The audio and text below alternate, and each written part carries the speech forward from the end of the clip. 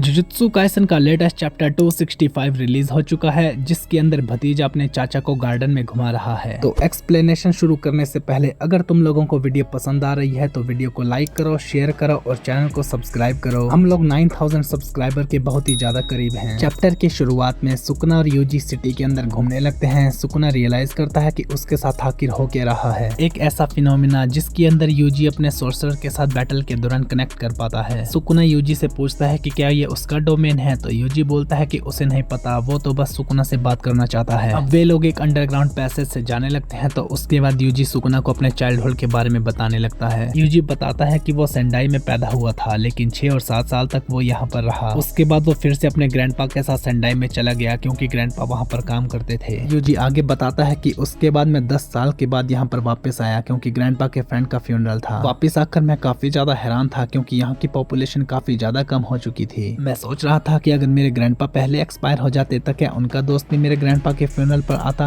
ये बात सुनकर सुकुना कोई भी जवाब नहीं देता। अब यूजी सुकुना को एक पार्क पर ले जाता है, जहाँ पर वो खेला करता था। यूजी बोलता है कि जिन भी इक्विपमेंट से वो यहाँ पर खेलता था वो सारे यहाँ से जा चुके हैं, लेकिन खेलते टाइम यहाँ पर एक बार मेरी टांग फंस गई थी। मुझे लगा था कि आज मैं मारा जाऊंगा। मैंने रेत में अपनी स्लाइम को खो दिया था जब मैंने उसको सिंक में धोने की कोशिश की थी। उसके बाद मैं काफी देर तक रोया। यूजी तभी एक फूल को तोड़ता है और बोलता है कि हे, ये तो ऐसा गाँव है। सुकुना बोलता है कि बेवकूफ, ये अजिसाई है। यूजी बोलता है कि हे, मुझे पता था, ये बस एक छोटी सी मिस्टेक है। वैसे जब मैं सेंडाई गया था तब मैंने एक चीज नोटिस की कि यहाँ पर इस तरह के फूल बहुत ज्यादा उग गए हैं। पता नहीं कौन डिसाइड करता होगा कि स्टेट में किस तरह के पौधे उगने चाहिए। तभी यूजी बोलता है कि हे, मुझे पता नहीं था कि तुम्हें फूलों के नाम भी पता होंगे। सुकुना बोलता है कि शायद ये सब मेगुमी की मेमोरीज की वजह से होगा। यूजी बोलता है कि इसका मतलब जब तुम मेरी बॉडी के अंदर थे तब तुम्हें ये भी पता होगा कि मैं कौन कौन सी जगह पर गया था। सुकुना बोलता है कि बिल्कुल नहीं, क्योंकि यूजलेस मेमोरीज को पढ़ना बेकार है। अब यूजी सुकुना को क्रोफिश पकड़ने के लिए ले जाता है और बोलता है कि क्या तुम भी ट्राई करोगे, या फिर स्ट्रॉन्गेस्ट सोर्सर एक क्रोफिश को नहीं पकड़ सकता। सुकुना बोलता है कि शट अप। तभी सुकुना एक बहुत बड़ी क्रोफिश को पकड़ता है और उसके दोनों लड़ने लगते हैं कि किसकी बेटर है। सुकुना बोलता है कि तुम्हारी क्रोफिश छोटी है। यूजी बोलता है कि तुम्हारी क्रोफिश अमेरिकन है और मेरी जापानीज, जो कि काफी ज्यादा रेयर है। अब यूजी सुकुना को डिपार्टमेंट स्टोर दिखाता है और बोलता है कि इसकी वजह से बहुत सारे इंडिपेंडेंट स्टोर बंद हो गए, लेकिन कोई बात नहीं, मैं फिर भी काफी ज्यादा खुश था, क्योंकि इसके नीचे एक मूवी थिएटर था। यूजी आगे बोलता है कि चिंता मत करो, जितना तुम सिटी से दूर जाते जाओगे तुम्हें और भी हरियाली दिखती जाएगी। सुकुना बोलता है कि मुझे शुरुआत से ही इसकी कोई चिंता नहीं। अब यूजी सुकुना को फील्ड में ले जाता है और बोलता है कि देखो यहाँ पर कितनी ज्यादा हरियाली है। पहले मैं यहाँ पर बहुत सारे लोकस्ट को पकड़ता था, लेकिन पेस्टिसाइड की वजह से शायद आजकल ये बहुत ही ज्यादा कम हो गए हैं। तभी यूजी बोलता है कि इन घोड़ों को देखो, जितनी बार भी मैं इन्हें याद करता हूँ इनका हेड हमेशा मुझे बड़ा ही याद आता है। मेरे ग्रैंडपा मुझे यहाँ पर हर बार ले जाते थे, लेकिन इससे मुझे याद आया कि मेरे ग्रैंड पेरेंट्स हमेशा मेरे असली पेरेंट्स की तरह एक्ट करते थे, जबकि वो मेरे रियल पेरेंट्स भी नहीं थे। यूजी आगे बोलता है कि यहाँ की आइसक्रीम काफी ज्यादा अच्छी थी। मैंने अपने सारे पैसे खर्च कर दिए थे उस आइसक्रीम पर, लेकिन उसके बाद मैंने उसे गिरा दिया था। सुकुना बोलता है कि अच्छा, तब से ही तुम्हारे पास ब्रेन नहीं था।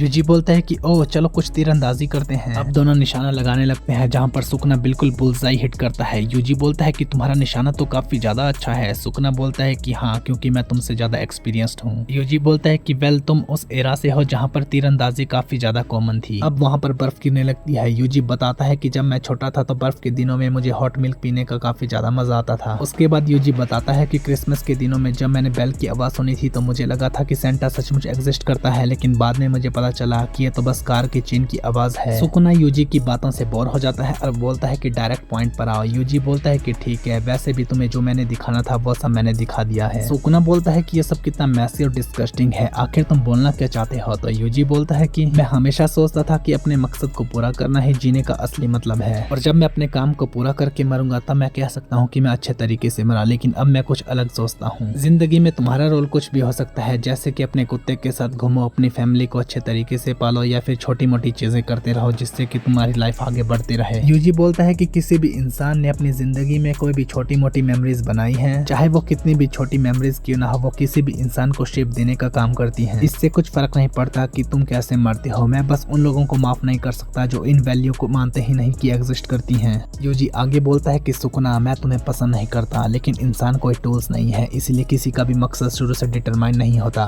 भले ही वो अच्छा हो या बुरा, तुम किसी को देखकर नहीं बता सकते कि वो अच्छा है या बुरा। इन सारी बातों को लेकर मैं भले ही गलत हो सकता हूँ, लेकिन सुकुना फिर भी मैं ये चाहता हूँ कि तुम ये फील करो। भले ही तुम्हें दूसरे लोगों में कोई वैल्यू नजर ना आती हो, लेकिन फिर भी तुम्हें कोशिश करनी चाहिए उनकी वैल्यू समझने की। सुकुना बोलता है कि ब्रैट, मैं समझ रहा हूँ कि तुम बोलना क्या क्या चाहते हो, लेकिन फिर भी मुझे कुछ भी फील नहीं हो रहा। ये बिल्कुल वैसा ही है जैसे कि सिटी को डिक्लाइन होते हुए देखना या फिर उसकी तबाही को देखना, लेकिन फिर भी ये सब देखकर भी मुझे कुछ महसूस नहीं होता। तो क्या? यूजी बोलता है कि मैं फेल हो गया, मुझे लगा ही था कि मैं फेल हो जाऊंगा। सुकुना बोलता है कि अगर मुझे कुछ कहना है तो तुम्हारी कायरता काफी एस्टोनिशिंग है। यूजी बोलता है कि मेरे खिलाफ तुम्हारा गुस्सा और नफरत बस इतनी सी है। सुकुना तभी कुछ रियलाइज करता है और वो बोलता है कि ब्रैड, इसका मतलब क्या तुम मुझ पर कुछ दया दिखा रहे हो कि तभी हमें बुद्धा का स्टैचू दिखाया जाता है। तभी यूजी की आंखें दुश्मन की तरफ बदल जाती हैं और वो बोलता है कि सही कहा सुकुना, मेरे पास एबिलिटी है तुम्हें खत्म करने की। मेगुमी फुशिगुरो की बॉडी को आजाद करो और मेरे पास आ जाओ। अगर तुम ऐसा करते हो तो मैं तुम्हारी जान बख्श दूंगा। यूजी की धमकी सुनकर सुकुना आग बबूला हो जाता है और वो बोलता है कि लगता है तुम्हें बहुत बड़ी गलतफहमी है। मैं बस तुम्हें ही खत्म नहीं करूंगा बल्कि तुम्हारी नजरों के सामने तुम जिन भी लोगों को पसंद करते हो उन सभी को खत्म करूंगा। इसी के साथ जुजुत्सु काइसेन का 265 चैप्टर खत्म हो जाता है। अब मिलेंगे एक हफ्ते के ब्रेक के बाद। Okay guys, thank you so much for watching. यही था आज का एपिसोड। आई होप आपको ये वीडियो पसंद आई होगी। अगर आपको ये वीडियो पसंद आई है तो प्लीज मेरी वीडियो को लाइक, शेयर और मेरे चैनल को सब्सक्राइब करें। मिलते हैं नेक्स्ट एपिसोड के साथ, तब तक के लिए बाय बाय।